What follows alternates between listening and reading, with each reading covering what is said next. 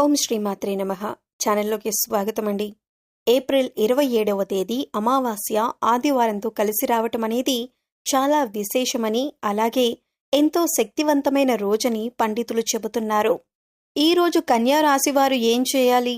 ఇంతటి విశేషమైన రోజున ఈ రాశివారు ఏ పనులు చేయటం వల్ల మీలో ఉన్న నెగిటివ్ ఎనర్జీ తొలగిపోయి విశేషమైన ధనలాభం కలిగి మీకున్న ఆర్థిక కష్టాలు తొలగిపోతాయి అనే అంశాలతో పాటుగా స్నానం చేసే నీటిలో ఏం కలుపుకోవాలి, ఆ పదార్థాలు ఎందుకు కలుపుకోవాలి అనే అంశాలను ఈ వీడియోలో మనం వివరంగా తెలుసుకుందాం.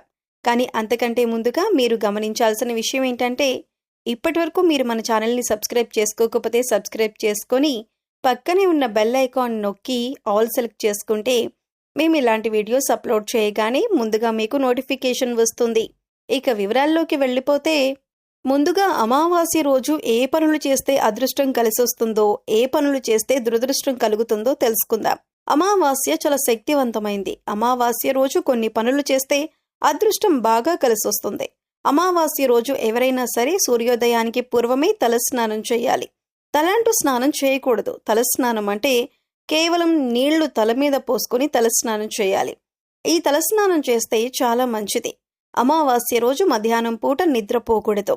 మధ్యాహ్నం పూట నిద్రపోతే దరిద్రం చుట్టుకుంటుంది. ఈరోజు విశేషంగా లక్ష్మీ పూజ చెయ్యాలి. అమావాస్య రోజు చేసే లక్ష్మీ పూజను ఐశ్వర్య లక్ష్మీ పూజ అంటారు. ఈ పూజ చేయటం వల్ల ఆర్థిక సమస్యలన్నీ తొలగిపోతాయి. అమావాస్య సందర్భంగా అన్నదానం చేసినా, వస్త్రదానం చేసినా విశేషమైన శుభ ఫలితాలు కలుగుతాయి. అలాగే అమావాస్య సందర్భంగా ఎవరైనా సరే ఎడమ కాలికి నల్లదారం కట్టుకుంటే చాలా మంచిదే. అమావాస్య రోజు ఎడమ కాలికి నల్లదారం కట్టుకుంటే ఎదుటి వాళ్ల ఏడుపులేవి మీ మీద పనిచేయవు, దిష్టి ఉండదు, నరపీడ ఉండదు, శత్రు బాధలు తొలగిపోతాయి. ఎడమ కాలికి నల్లదారం అమావాస్య రోజు కట్టుకోవాలి. అలా కట్టుకున్నట్లయితే మీకున్నటువంటి దిష్టి దోషం మొత్తం తొలగింపజేసుకోవచ్చు. అలాగే అమావాస్య రోజు రాత్రిపూట భోజనం చేయకూడదు, ఉపవాసం ఉండాలి. కేవలం పళ్ళు పాలు మాత్రమే ఆహారంగా స్వీకరిస్తే చాలా మంచిదే. అలాగే అమావాస్య అంటే సూర్యుడికి చాలా ఇష్టమైన రోజు. అందుకే ఎవరైనా సరే అమావాస్య సందర్భంగా సూర్యుడికి ఆర్ఘ్యమిస్తే, అంటే సూర్యుడికి నీటిని సమర్పిస్తే జాతక దోషాలు తొలగిపోతాయి. అంటే రాగి చెంబులో నీళ్లు తీసుకుని ఆ నీళ్లల్లో ఎర్ర పుష్పము, చిటికెడు కుంకుమ, కొద్దిగా గంధం కలిపి తూర్పు వైపు తిరిగి ఓం సవిత్రే నమః అంటూ 12 సార్లు జపించి సూర్య భగవానుడికి ఆర్ఘ్యమిచ్చినట్లయితే విశేషమైన ఫలితాలు కలుగుతాయి. అమావాస్య సూర్యనారాయణమూర్తి పుట్టినరోజు కాబట్టి సూర్యుడి అనుగ్రహం వల్ల సకల శుభాలు కలుగుతాయి. అలాగే పితృదోషాలు, పితృశాపాలు తొలగిపోవటానికి అమావాస్య రోజు ఒక ప్రత్యేకమైన విధానం పాటించాలి. మీకు దగ్గరలో రావి చెట్టు ఉన్నట్లయితే రావి చెట్టు దగ్గరికి వెళ్ళి రావి చెట్టు మొదట్లో ఆవాల నూనె అంటే మస్టర్డ్ ఆయిల్ ప్రమిదలో పోసి 8 ఒత్తులు విడిగా వేసి దీపాన్ని వెలిగించాలి. అమావాస్య రోజు ఎవరైతే రావి చెట్టు దగ్గర ఆవాల నూనె దీపం పెడతారో వాళ్లకున్నటువంటి పితృదోషాలు, పితృశాపాలు తొలగిపోతాయి. అలాగే అమావాస్య సందర్భంగా నవధాన్యాలకు సంబంధించిన ఒక ప్రత్యేకమైన పరిహారం పాటిస్తే లక్ష్మీ కటాక్షం చాలా సులభంగా కలుగుతుంది. నవధాన్యాలు అమావాస్య రోజు నానబెట్టి వాటిని లక్ష్మీదేవికి నైవేద్యంగా సమర్పించి ఆ తరువాత ఆ నవధాన్యాలు ఎక్కడైనా పరిశుభ్రమైన ప్రదేశంలో చల్లాలి. కొన్ని రోజుల తర్వాత ఆ నవధాన్యాలకు మొలకలు వచ్చాక ఆ మొలకలు వచ్చిన నవధాన్యాలు గోవుకు ఆహారంగా తినిపించాలి. అమావాస్య రోజు నవధాన్యాల పరిహారం పాటించడం ద్వారా ఆర్థిక ఇబ్బందుల నుంచి సులభంగా బయటపడవచ్చు. అమావాస్య సందర్భంగా ఈ ప్రత్యేకమైన విధానాలు పాటించండి. అమావాస్య రోజు కామ్యకర్మలేవి చేయకూడదు. అంటే కోరిక కోరుకొని చేసేటటువంటి కార్యక్రమాలేవి కూడా చేయకూడదు. అయితే దానాలు చేయటం, నువ్వులు నీళ్లల్లో వేసి దక్షిణ దిక్కుకు తిరిగి పితృదేవతలకు తర్పణాలు ఇవ్వటం ఇలాంటివి చేస్తే పితృదోషాలు తొలగిపోతాయి. అమావాస్య రోజు అద్భుతమైన శుభ ఫలితాలు సిద్ధింపజేసుకోవచ్చు.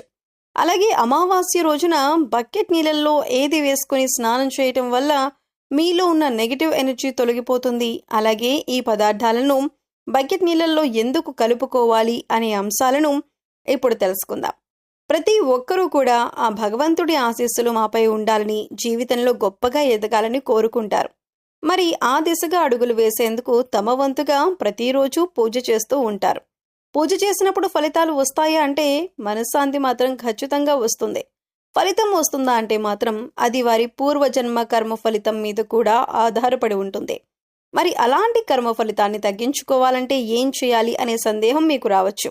మనం ఏదైనా పని చేస్తున్నామంటే అది ఎందుకు చేస్తున్నాం అని తెలుసుకొని చేస్తే మాత్రం దానికి ఖచ్చితమైన ఫలితాలు దొరుకుతాయి. ఈ మాట సాక్షాత్తు వేద పండితులు చెబుతున్నారు. ఇంతటి విశేషమైన రోజున ఈ చిన్న పరిహారం చేసినట్లయితే కనుక లక్ష్మీ కటాక్షం కారణంగా దారిద్ర్య బాధలు తొలగిపోయి సిరి సంపదలు చేకూరుతాయి. చూడటానికి ఈ పరిహారాలు తేలిగ్గా అనిపించవచ్చు, కానీ వీటి ఫలితాలు మాత్రం చాలా గొప్పగా ఉంటాయి. ఇందుకోసం మీకు ముఖ్యంగా కావాల్సింది నమ్మకం. అలాగే ఈ పరిహారం మనకి పనిచేస్తుంది, కష్టాల నుంచి బయటపడేస్తుంది అనే విశ్వాసం. పరిహారంలో భాగంగా ముందు స్నానం చేసే నీటిలో ఏమేమి కలుపుకుంటే మీకు లక్ష్మీదేవి అనుగ్రహంతో సిరి సంపదలు పొందుతారో చూద్దాం. అంతేకాదు వాటిని ఎందుకు కలుపుకోవాలి అనే విషయాన్ని కూడా తెలుసుకుందాం.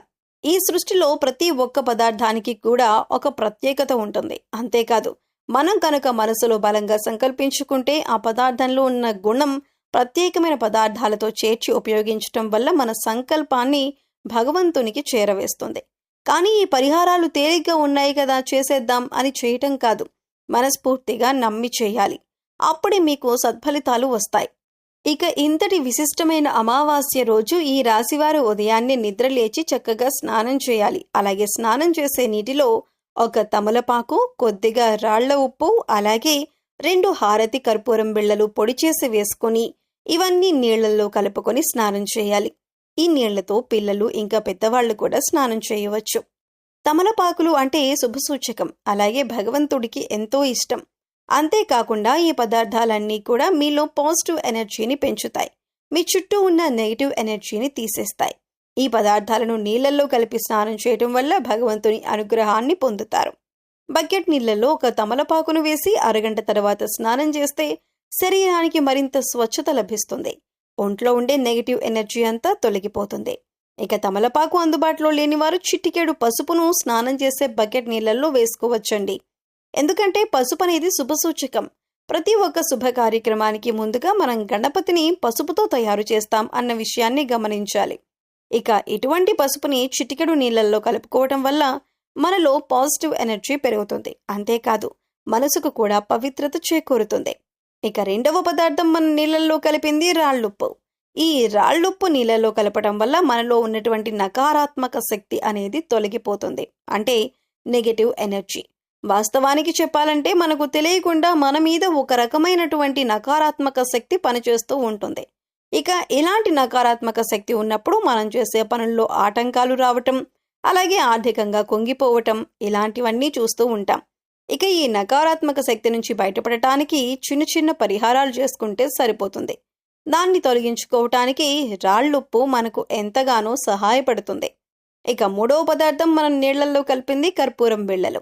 ఇలా 2 కర్పూరం బిళ్ళలు పొడి చేసి నీళ్లలో కలపటం వల్ల మనలో దైవభావం పెరుగుతుంది. దీని నుంచి వచ్చే సువాసన మనలో ఉన్న చెడు ఆలోచనలను తొలగించి ఆధ్యాత్మికం వైపు మనల్ని నడిపిస్తుంది. సో చూశారు కదండి, ఏప్రిల్ 27వ తేదీ ఆదివారం అమావాస్యతో కలిసి వచ్చిన రోజున ఈ రాశివారు ఏ చిన్న పరిహారం చేయటం వల్ల వారి జీవితంలో ఉండే కష్టాలు నష్టాలు అన్నీ తొలగిపోతాయి అనే అంశాలతో పాటుగా అమావాస్య రోజు స్నానం చేసే బకెట్ నీటిలో ఏది కలుపుకొని స్నానం చేయటం వల్ల నెగిటివ్ ఎనర్జీ తొలగిపోయి ఆర్థికంగా అభివృద్ధి చెందుతారు అనే అంశాలను ఈ వీడియోలో మనం వివరంగా తెలుసుకున్నాం కదా. ఈ వీడియో నచ్చినట్లయితే ఖచ్చితంగా ఒక లైక్ చేయండి. అలాగే మీ ఫ్రెండ్స్ అండ్ ఫ్యామిలీ మెంబర్స్లో ఎవరైనా కన్యా రాశి వారు ఉన్నట్లయితే వారితో ఈ వీడియోని షేర్ చేసుకోవడం మాత్రం మర్చిపోకండి. అలాగే ఇప్పటి వరకు మన ఛానల్ని సబ్స్క్రైబ్ చేసుకోకపోతే సబ్స్క్రైబ్ చేసుకొని పక్కనే ఉన్న బెల్ ఐకాన్ నొక్కి ఆల్ సెలెక్ట్ చేసుకుంటే ఇలాంటి వీడియోస్ అప్లోడ్ చేయగానే ముందుగా మీకు నోటిఫికేషన్ వస్తుంది. మరో చక్కటి వీడియోతో మళ్ళీ కలుసుకుందామండి.